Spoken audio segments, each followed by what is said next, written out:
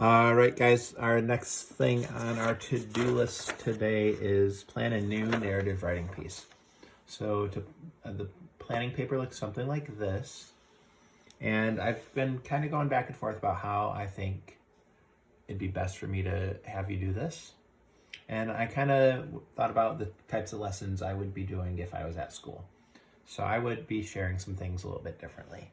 I would, giving the kids a whole big piece of paper can be a little daunting. So one of the things I like to do is break things into like parts or pieces. So I kind of tried to do that.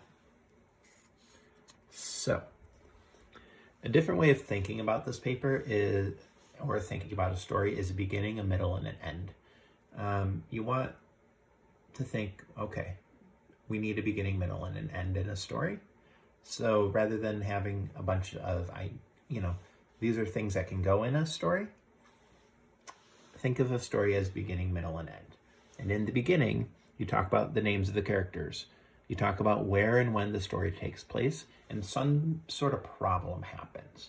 Typically in the beginning of any story, any movie, any story I know, that's usually what happens in the beginning.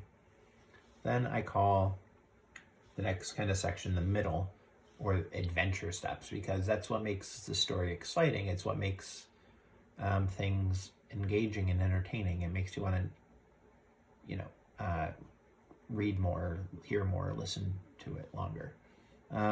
So I added something for the middle because sometimes first graders need very clear signs that things need to change.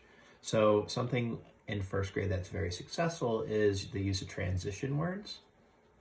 And so first they went here and tried this. Next, this great thing happened, and oh man, then they came upon the, however you want it, the first grader wants to frame it is totally okay. And just because I have kind of 4 bullets doesn't necessarily mean you need 4 items.